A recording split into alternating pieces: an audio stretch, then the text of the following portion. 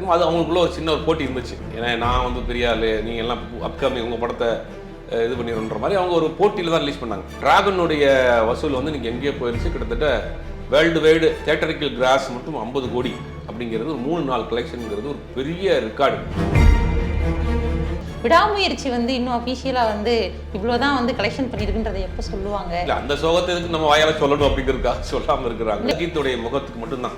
வேற யார் நடிச்சுதான் அந்த படத்தினுடைய நிலைமை வேற மாதிரி போயிருக்கும். அது ஒரு நாள் கூட போயிருக்காது. அடுத்து அஸ்வத் மாரிமுத்து அவங்களே வச்சு பிரதீப் ரங்கநாதனை இயக்க போகிறதா வேற வந்து ஒரு டாக் போயிட்டு இருக்கு. இவர் சம்பளத்தை வந்து அதிகமாக உயர்த்த போறாரோ அப்படின்ற ஒரு செய்தி வந்துட்டு ஏற்கனவே இந்த படத்துக்கு 18 கோடி ரூபா சம்பளம் வாங்கியிருக்கிறாரு. இப்போ குறைஞ்சபட்சம் 30 கோடி ரூபா கேட்பாரு.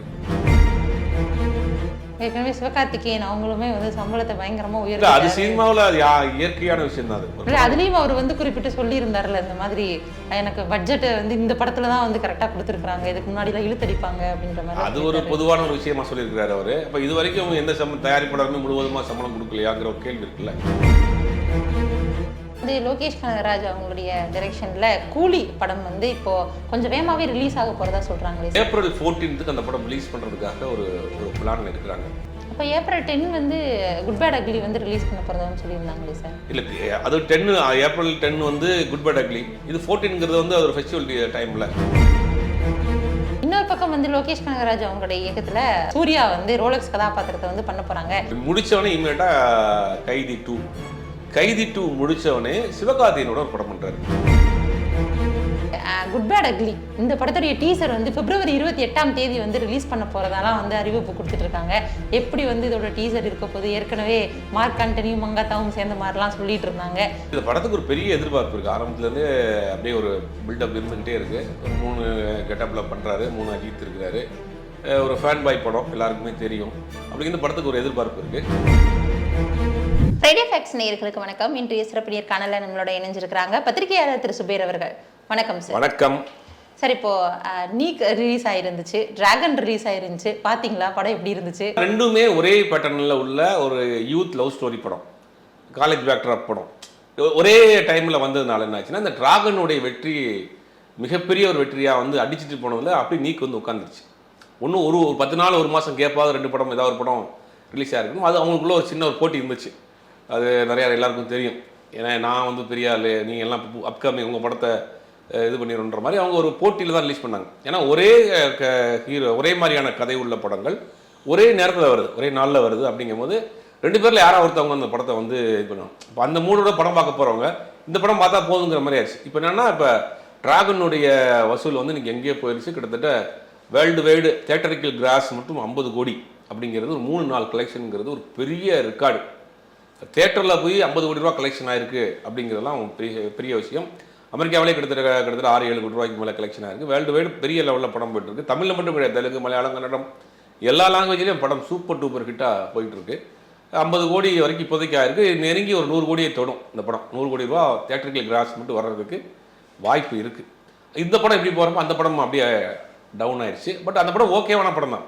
பட் தனியாக வந்துருச்சுன்னா அந்த படம் பெரிய அளவில் அந்த படம் வசூல் கொடுத்துருக்கோம். ஏதோ ஒரு போட்டி அவங்களுக்குள்ள 2 பேரும் விட்டுட்டாங்க. இந்த மூவியை பொறுத்த வரைக்கும் ஜட்ஜ் பண்ண முடியாது அப்படின்றத இந்த காலகட்டம் வந்து உண்மையிலே நிரூபிச்சுட்டு இருக்கு அப்படின்னு பார்க்கலாம். இல்லை, கண்டென்ட் தான். இப்போ கோபி சுதாகருடைய காமெடி ஏன் இவ்வளோ பெருசாக சக்ஸஸ் ஆகுதுன்னா, நம்மளை சுற்றி நடக்கக்கூடிய விஷயங்கள் எடுத்து போடுவாங்க. ஆஹா, நம்ம பார்க்குறோம் இல்லையா, பஸ்ஸில் பார்க்குறோம், ட்ரெயினில் பார்க்குறோம், அந்தந்த விஷயங்கள்லாம் வந்து அவங்க வந்து சட்டையராக பண்ணுறப்ப என்ன ஆகுனா, அது வந்து நமக்கு வந்து ஒரு கனெக்ட் ஆயிரும் ஈஸியாக. அந்த மாதிரி தான் இப்போ காலேஜில் இந்த மாதிரியான ரகட் பையன் நம்ம அந்த டிராகன் மாதிரி ஆட்களை காலேஜில் எல்லாருமே பார்த்துருப்போம். நீங்கள் கோபி சுதாகர்னு சொல்லும்போதே ஏதான் ஞாபகம் வருது. அப்போ விஜய் சித்து அவங்க இருக்கிறதுமே இந்த படத்துக்கு ஒரு பெரிய பலமாக தானே. இப்போ படமாக தான் இருக்குது. ஏன்னா பார்த்து பழக்கப்பட்ட ஒரு முகங்கள், டெய்லி பார்த்துட்டு இருக்க ஒரு மூஞ்சி அப்படிங்கிறது அது ஒரு கூடுதல் படம். அது எல்லாத்தையும் காட்டிலும் கண்டென்ட் தான். இன்னைக்கு வந்து இவருனால படம் ஓடிச்சு, அவர்னால படம் ஓடி முழுக்க அந்த படத்தை தூக்கி நிப்பாட்டியது வந்து அஸ்வத் மாரிமுத்துங்கிற ஒரு டேரக்டருடைய பிரில்லியண்டான ஒர்க்கு தான். ஏன்னா கத்தி மேல் நடக்கிற மாதிரியான கதை. கடைசியில் சொன்ன அந்த 15 நிமிஷத்தை முன்னாடி சொல்லியிருந்தாங்கன்னா படம் ஓடி இருக்காது.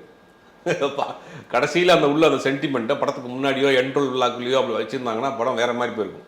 கரெக்டாக படம் முழுவதுமே என்டர்டைன்மெண்ட்டாக கொண்டு வந்து கடைசியில் வந்து மெசேஜோட முடிச்சிருப்பது வந்து ஒரு பிரில்லியண்டான ஒர்க். அதெல்லாம் வந்து மாற்றுக்கிறது கிடையாது. படம் ஏற்கனவே தெரியும், ட்ரெய்லர் பார்த்தோன்னே டான் மாதிரி இருக்குது, அது மாதிரி இருக்குது. நம்மளே கூட பேசியிருந்தோம் டான் மாதிரி இருக்குது. ஆனால் அது வந்து படம் பார்க்காம நம்ம சொல்ல முடியாது. வெறும் ட்ரெய்லர் மட்டும் வச்சு உள்ளே என்ன பண்ணியிருக்காங்கன்னு நம்ம பொறுத்துட்டு தான் பார்க்கணும் அப்படின்னு நம்மளே கூட பேசியிருந்தோம். பட் படம் பார்க்குறப்ப அதை திருப்தியாக பண்ணியிருந்தாங்க. அது பெரிய அளவில் கலெக்ஷன். இப்போ படம் அப்படின்றத தாண்டி இப்போ நீ கூடிய கலெக்ஷன் எவ்வளோ இருக்கு? டிராகன் வந்து இப்போ அறிவிச்சிருந்தாங்க ரீசெண்டாக 50 கோடிக்கு மேலே வசூலாயிருக்கு அப்படின்னு. விடாமுயற்சி வந்து இன்னும் அஃபிஷியலாக வந்து இவ்வளோதான் வந்து கலெக்ஷன் பண்ணியிருக்குன்றதை எப்போ சொல்லுவாங்க? இல்லை, அந்த சோகத்துக்கு நம்ம வாயால் சொல்லணும் அப்படிங்கிறதுக்காக சொல்லாமல் இருக்கிறாங்க. இல்லை, இந்த வருஷம் இந்த மாசங்கள் வந்து ரிலீஸ் ஆன படங்கள்ல வந்து வசூலை குவிச்ச ஒரு படம் தான். வசூலை குவிச்ச படம்னா டிராகன் தான். டிராகன் தான் மிகப்பெரிய, யாருமே எதிர்பார்க்காத ஒரு வசூல் தான். அது விடாமுயற்சி படம் வந்து அஜித்துக்காகத்தான் இந்த படம் இந்த அளவுக்காவது ஓரளவுக்கு கலெக்ஷன் பண்ணியிருக்கு. பட் அஜித் படம் நடிக்காம வேற யாரும் நடிச்சிருந்தாங்க அந்த படம் ஒரு நாள் கூட போயிருக்காது வாய்ப்பு. இந்த அளவுக்கு ஒரு பெரிய ஒரு கலெக்ஷன் கிட்டத்தட்ட 150 கோடி ரூபாய்க்கு மேலேன்றாங்க. அப்படிங்கிறது அஜித்துடைய முகத்துக்கு மட்டும்தான், அஜித்துங்கிற ஒரு மாஸ்க்கு மட்டும்தான் கிடைச்ச வசூல். பட் வேற யார் நடிச்சிருந்தாலும் அந்த படத்தினுடைய நிலைமை வேற மாதிரி போயிருக்கும். அது ஒரு நாள் கூட போயிருக்காது.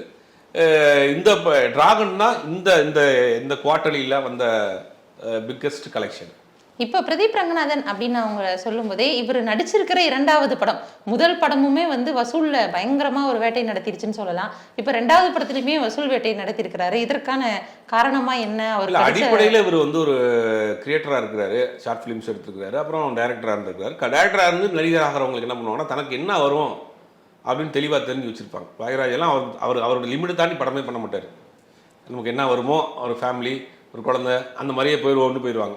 அப்போ அவர் எனக்கு என்னுடைய பாடி லாங்குவேஜுக்கு என்ன வரும் அப்படின்னு சூஸ் பண்ணுறாரு. மணிகண்டன் அது மாதிரி தான் பண்ணுறாரு, கவின் அந்த மாதிரி தான் பண்ணுறாங்க. எல்லாமே பிஹைண்ட் கிரியேட்டிவிட்டி உள்ளே இருந்தவங்க, ஸ்கிரிப்ட் சைடில் இருந்தவங்க. அதனால் கதையை வந்து அவங்க கரெக்டாக சூஸ் பண்ணுறாங்க. நமக்கு என்ன வரும் அப்படிங்கிறத சூஸ் பண்ணுறாங்க. டேரக்டராக இருக்கிறதுனால சூஸ் பண்ணுறாங்க. அது ஒரு தொடர்ந்து ஒரு வெற்றியை கொடுக்குது. இல்லை, இன்னொரு பக்கம் வந்து ஏஜிஎஸ் தான் வந்து இந்த படங்கள்லாம் வந்து ப்ரொடியூஸ் பண்ணி செல்லப்பிள்ளையாவே வந்து மாறிட்டாரு பிரதீப். இன்னொரு பக்கம் ஸ்டார்டிங்லேயே வந்து வேல்ஸ் அந்த ஒரு ஃபிலிம்ஸ் தான் வந்து ரொம்ப சப்போர்ட் பண்ணாங்க.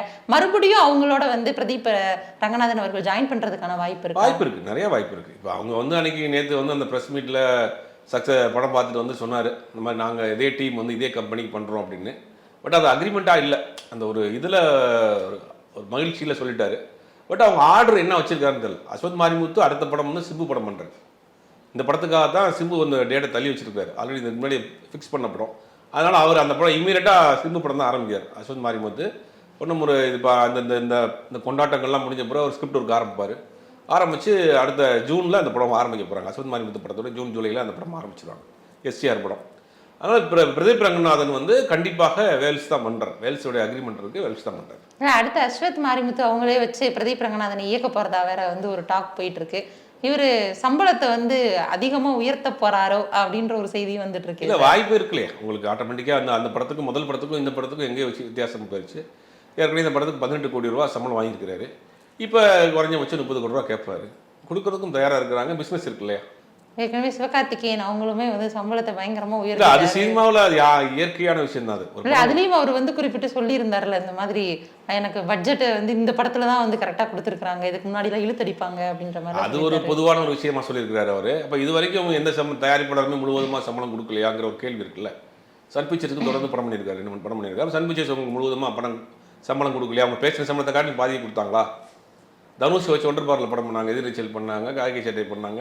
காக்கி சட்டை இவர்னு நினைக்கிறேன் தொடர்ந்து படம் பண்ணாங்க. அப்போ அந்த கம்பெனிலாம் சம்பளம் சரியாக கொடுக்கலையா அப்படிங்கிற ஒரு கேள்வி இருக்குல்ல. இவர் மட்டும்தான் சம்பளம் கொடுத்துருக்காரு, மீது யாரெல்லாம் ஒரு சொன்ன சம்பளத்தை காட்டிலும் பாதி தான் கொடுத்துருக்குறாங்கன்னு சொல்ல முடியாது. ஒரு சில படங்களில் சிவகார்த்தியனுக்கு பிரச்சனை வந்துச்சு, ரிலீஸ் டைமில் பிரச்சனை. அயலாண்டு டைம்லாம் தெரியும், ரிலீஸ் பிரச்சனை வந்துச்சு. அதுக்கு அவர் சொந்த காசை போட்டு தான் அந்த படத்தை ரிலீஸ் பண்ணுறதுக்கு முயற்சியெல்லாம் பண்ணார். அதான் கொடுத்து ரிலீஸ் பண்ணாங்க. அப்போ ஒரு சில படங்கள்ல எனக்கு இந்த மாதிரி இருந்துச்சு, இந்த படத்தில் நான் பீஸ்ஃபுல்லாக ஒர்க் பண்ணேன், சொன்ன சம்பளம் பிரச்சனை இல்லாமல் வந்துருச்சு அப்படின்னு சொல்கிறத விட்டுட்டு இந்த படத்தில் மட்டும்தான் சம்பளம் முழுவதாக கொடுத்துருக்காங்க, இந்த படத்துலையும் கொடுக்காங்கிற மாதிரி அது கன்மையாயிடுச்சு. அது இண்டஸ்ட்ரிக்குள்ளே அது ஒரு டாக்காக போயிட்டு இருக்கு. அது எந்த மீனிங்கில் அவர் சொன்னார்னு தெரியல. சரி, இன்னொரு பக்கம் வந்து லோகேஷ் கனகராஜ் அவங்களுடைய டைரக்ஷனில் கூலி படம் வந்து இப்போ கொஞ்சம் வேகமாகவே ரிலீஸ் ஆக போகிறதா சொல்கிறாங்களே சார், அதை பற்றி நான் அப்டேட் என்ன? ஏப்ரல் 14th அந்த படம் ரிலீஸ் பண்ணுறதுக்காக ஒரு பிளானில் இருக்கிறாங்க. ஆனால் படம் ஆல்மோஸ்ட் முடிஞ்சிருச்சு. ஒன்றும் ஒரு வாரம் 4 நாள் கூட. இந்த மாதம் எண்டோட படம் முடிஞ்சது, ஃபினிஷ் பூசணிங்க உடைச்சிடறாங்க. அப்போ ஏப்ரல் 10 வந்து குட் பேட் அக்லி வந்து ரிலீஸ் பண்ண போகிறதான்னு சொல்லியிருந்தாங்களே சார். இல்லை, அது 10 ஏப்ரல் 10 வந்து குட் பேட் அக்லி. இது 14ங்கிறது வந்து அது ஒரு ஃபெஸ்டிவல் டைமில் அந்த மாதிரி ஒரு பிளானில் இருக்கிறாங்க ஏப்ரல் 14th. பட் அது முன்ன பின்ன மாறுதா என்னங்கிறது தெரியல. ஆனால் படம் முடிஞ்சிருச்சு. இன்னொரு பக்கம் வந்து லோகேஷ் கனகராஜ் அவங்களுடைய இயக்கத்தில் ரோலெக்ஸ், அந்த சூர்யா வந்து ரோலெக்ஸ் கதாபாத்திரத்தை வந்து பண்ண போகிறாங்க அப்படின்றது ஒரு டாக்காக போயிட்டு இருந்ததை தாண்டி இப்போ என்ன சொல்கிறாங்க அப்படின்னா, அதுக்கு அனிருத் மியூசிக் வந்து கன்ஃபார்மு, கேவிஎன் ப்ரொடக்ஷன் வந்து இதில் ஈடுபடுறாங்கன்னு சொல்கிறாங்களே சார். அதாவது லோகேஷ் கனகராஜோடைய லைனப் பார்த்தீங்கன்னா காளி குடம் மாதிரி வரிசையாக இருக்குது, வரிசையாக வச்சுருக்காங்க. இப்போ முடித்தவொடனே இமீடியட்டாக கைதி டூ முடித்தவொடனே சிவகார்த்திகேயனோட ஒரு படம் பண்ணுறாரு, அதுக்கும் அவர் பேசிக்கிட்டு இருக்காங்க. அடுத்து சூர்யா வச்சு ஒரு படம் பண்ணுறாங்க. ஆனால் Karthi Suriya back to back பண்ண மாட்டார், இடையில ஒரு கேப் விட்டுட்டு இந்த சிவகார்த்திகேயன் படம் பண்ணிவிட்டு அடுத்த படம் பண்ணுறதுக்கு தான் வாய்ப்பு இருக்குது. ஆனால் ஒரு பெரிய லைனப் இருக்குது. அவருடைய லிஸ்ட்டு பார்த்தீங்கன்னா தெலுங்கில் ஒரு படம் பண்ண போகிறாரு, ஜூனியர் என்டிஆர் வச்சு ஒரு படம் பண்ணுறதுக்காக பேசிகிட்டு இருக்காங்க. ஹிந்தியில் அமீர் கானை வச்சு படம் பண்ணுறாரு. அது மாதிரி அவரோட லைனப் வந்து பார்த்தீங்கன்னா செங்கல்பட்டு வரைக்கும் தாண்டி நிற்கிது. இதில் ரோலெக்ஸ் வந்து எவ்வளோ முக்கியம்? ரோலெக்ஸ் வந்து பண்ணுவார், கண்டிப்பாக பண்ணுவார். அது எப்போ பண்ண போகிறாங்கன்னு தெரியல. ஆனால் அவர் லைனப் அந்த ஆர்டரில் இருக்கார், ரோலெக்ஸும் அந்த ஆர்டரில் இருக்கிறார். இன்னொரு பக்கம் வந்து குட் பேட் அக்லி இந்த படத்துடைய டீசர் வந்து பிப்ரவரி 28ஆம் தேதி வந்து ரிலீஸ் பண்ண போகிறதாலாம் வந்து அறிவிப்பு கொடுத்துட்டு இருக்காங்க. எப்படி வந்து இதோட டீசர் இருக்க போது, ஏற்கனவே மார்க் ஆண்டனியும் மங்காத்தாவும் சேர்ந்த மாதிரிலாம் சொல்லிட்டு இருந்தாங்க. இந்த டீசரை எப்படி எக்ஸ்பெக்ட் பண்ணலாம் சார்? இல்லை, இந்த படத்துக்கு ஒரு பெரிய எதிர்பார்ப்பு இருக்குது. ஆரம்பத்துலேருந்து அப்படியே ஒரு பில்டப் இருந்துக்கிட்டே இருக்குது. ஒரு 3 கெட்டப்பில் பண்ணுறாரு, 3 அஜித் இருக்கிறாரு, ஒரு ஃபேன் பாய் படம் எல்லாருக்குமே தெரியும். அப்படி இந்த படத்துக்கு ஒரு எதிர்பார்ப்பு இருக்குது. இது எப்போ 28ங்கிறது ஒன்றும் அவங்க கன்ஃபார்மாக சொல்லலை. அவங்க திடீர்னு ரிலீஸ் பண்ணுறாங்க. அன்றைக்கி பார்த்தா திடீர்னு திரிஷாவோட ஃபோட்டோஸ் ரிலீஸ் பண்ணுறாங்க. அது மாதிரி எப்போ அவங்களுக்கு ஒரு டைமிங் நல்ல நேரம் அதெல்லாம் பார்த்து டப்பு ரிலீஸ் பண்ணுறாங்க. ஆல்மோஸ்ட் அதுவும் படம் முடிஞ்சிருச்சு. அது எதிர்பாராததை எதிர்பாருங்கள்ங்கிற மாதிரி ரொம்ப ஒரு இது கொடுத்துடக்கூடாதுன்னு நினைக்கிறாங்களா எனக்கு தெரியல. இப்போ இன்னொரு பக்கம் வந்து என்ன அப்படின்னா, அந்த கூலி படத்தில் வந்து பூஜா ஹெக்டே அவங்க வந்து டான்ஸ் ஆடுறாங்க அப்படின்ற மாதிரி சொல்லியிருந்தாங்க. இன்னொரு பக்கம் ரெட்ரோ படத்தில் வந்து பூஜா ஹெக்டே ஹீரோயினாக நடித்தாலும் ஸ்ரேயாவை வச்சு டான்ஸ் பண்ண போகிறதா வந்து சொல்கிறாங்க. இப்போது ஜெயிலர் படமே வந்து தமன்னா அவங்களுடைய காவாலா சாங்னால தான் பயங்கரமாக ரீச் ஆச்சு. இது ஒரு டெம்ப்ளேட்டாகவே இப்போ வந்து யூஸ் பண்ணிட்டு இருக்காங்களோ சார்? ஒரு ஹீரோயின் ஏற்கனவே ஹீரோயின் வச்சு டான்ஸ் ஆட விட்டால் கூட இப்போ தொடர்ந்து வந்து படங்களில் வரதை பார்க்க முடியுது. இது ஒரு பழைய ஃபார்மட் ஸ்டைலு தான். அது ஒரு படத்துக்கு ஒரு குத்துப்பாட்டு வைக்கணும் அப்படிங்கிறது எம்ஜிஆர் காலத்து ஸ்டைல். அது ஒரு முக்கியமான ஆர்டிஸ்ட் மட்டும் ஒரு பாட்டில் நடிக்க வைப்பாங்க அப்படிங்கிறது. பட் அதனால தான் படம் ஓடுங்கிறதும் சொல்ல முடியாது. ஆனால் இப்போ வந்து அப்படி அது வந்து ஒரு படம் அந்த மாதிரி ஒரு பாட்டு வச்சு ஒரு படம் பெரிய ஹிட் ஆயிடுச்சுல, உடனே நம்மளும் அந்த மாதிரி பாட்டு வச்சு நம்மளும் மறு வச்சோம்னா மாறு வசம் ஆயிருமாங்கிற மாதிரி தான் அந்த ஒரு பாட்டு வைக்கிறதுக்கு ட்ரை பண்ணுவாங்க. பட் அதை தாண்டி வந்து இப்போ எல்லாருக்கும் தெரியும், இந்த கண்டென்ட் தான் படம் வந்து ஜெயிக்கிறது தோக்குறது. இப்போ ஆல்ரெடி ஒரு கூலிங்கிறது ஒரு பெரிய படம், பெரிய ஸ்டார் காஸ்ட், பெரிய பட்ஜெட் படம். அப்படிங்கும்போது அதை நடிக்கிறது வந்து ஒரு பெரிய சம்பளம் கொடுத்துருப்பாங்க, அவங்களுக்கு பெரிய ஒரு ஓப்பனிங் கிடைக்கும். அப்படிங்கும்போது சம்மதிச்சிருக்கலாம். வேற என்ன இருக்க போதில்லை.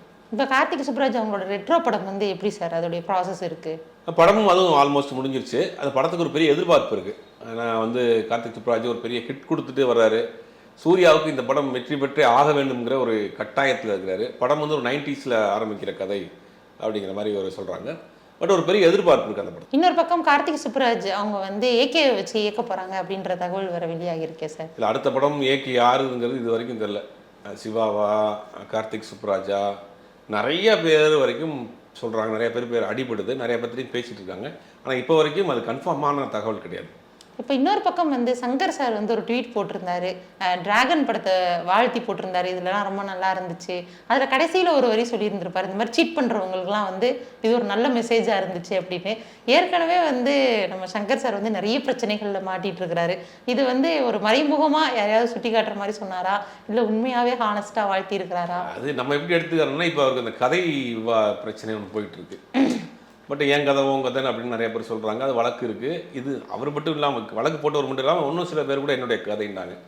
பட் ஒரே மாதிரி நான் அவரும் சிந்திச்சிட்டோம் அப்படின்னு சொன்னாலும் கூட அவர் எழுதி வெளிவந்த கதைக்கும் ஒரு எடுத்த படத்து கதைக்கும் கிட்டத்தட்ட 16 சீன்ஸ் ஒரே மாதிரி இருக்குங்கிறது கோர்ட்டே ப்ரூஃப் பண்ணிட்டாங்க. அப்படிங்கிறது யாரை பார்த்து சொன்னார் அப்படிங்கிறது தெரியல.